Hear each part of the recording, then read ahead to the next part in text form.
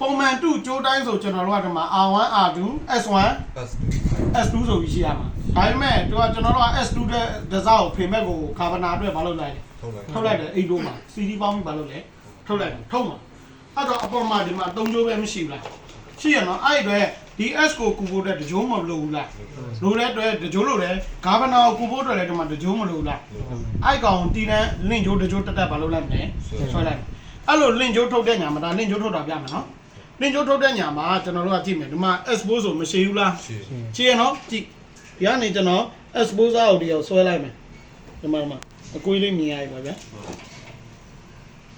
ကြည့်ရဟုတ်မှာဟုတ်တယ်ဒီမှာနော်ဒီမှာနော်ဟုတ်ပြီနော်အစီကိုစောစောကတော့လုံးဝဆွဲထုတ်တဲ့မှာတီးတန်းထဲတဲ့နည်းကိုပြလာဟုတ်တယ်ဒါကကျတော့ကြည့်ဒီမှာ expose ကိုဘာလုပ်လဲဒီဘက်ကိုဘာလုပ်လိုက်ဆွဲထုတ်လိုက်အဆုံးထိဆွဲမထုတ်ဘူးဒီမှာဒီလိုလေးခြံပြီးမှခါကိုဘာလုပ်လိုက်ဖြတ်လိုက်တာဒီခါကိုဘာလုပ်လိုက်လဲဖြတ်လိုက်တော့ဒီကောင် S4 တီးတန်းမဖြစ်သွားဘူးလားဖြစ်သွားပါဒီကောင်က link ဂျိုးတီးတန်းမဖြစ်သွားဘူးလား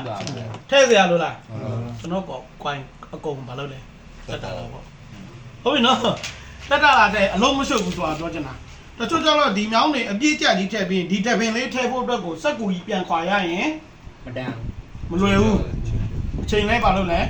ကြားတယ်အဲ့တော့ S4 ကရှည်ခဲ့တယ်ဆိုကိုထည့်လိုက်လို့ရှည်ခဲ့တယ်ဆိုလို့ရှိရင် S4 ကျိုးဒီဘက်ကိုအဆုံးလေးဆွဲထုတ်စရာလိုလားမလိုဘဲနဲ့ဒီပုံစံလေးမြင်လားနော်ဟိုဘက်ဒီဘက်ဆိုရင်ဒီကောင် connection အတွင်းပိုင်းနေနဲ့ connection ရှိလားဒါမှရှိတ်ဆက်မှုမရှိဘူးဒီမှာကြည့်ဟုတ်ပြီနော်အဲ့အတွက်ဒီမှာကြည့်အောင်ဂါဗနာအတွက်လည်း2ကြိုးမရပါဘူးလားဒီ S1 ကိုကူဖို့တဲ့ power 2ကြိုးကမရပါဘူးလားအဲ့ဆိုဒီမှာလည်း4ကြိုးမဖြစ်တော့ဘူးလားဖင်မှာ2ကြိုးဆိုတော့6ကြိုးကွက်တိဟုတ်ပြီနော်အိမ်တိုနဲ့အိမ်ရှင်နဲ့ဘာကွာလဲလို့မေးကြည့်ရင်အိမ်တိုအိမ်ရှင်မှာကျတော့ R1 R2 ကအပေါ်ထွက်တယ် S1 S2 လည်းအပေါ်ဘာလို့လဲထွက်တယ်အိမ်ရှင်ကဘာဖောက် CD ခါဖောက်ဆိုတာဘာနဲ့ပါဖောက်ထုတ်လိုက်တာ S2 စားနဲ့ S3 စားကိုဘာလုပ်လိုက်တာတော့မပေါင်းဘဲနဲ့ဖင်ဘက်ကိုဘာလုပ်လိုက်တာဆွဲထုတ်လိုက်တာ RC မော်တာဆိုအဲ့လိုလုပ်ဟုတ်ပြီနော်အဲ့တော့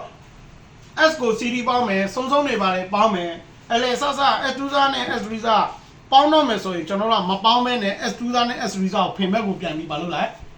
ဆွဲထုတ်လိုက်ပြီဆိုဒီမှာ2ကြိုးမထွက်တော့ဘူးလားအဲ့ဒါကာဗနာအတွက်ကျိုးနဲ့ကျိုးအစင်တင်မဖြစ်သွားဘူးလားဖြစ်သွားမယ်ကျွန်တော်ပြောတော့ဘာလားဒီအတွက်လဲ R1 R2 လဲ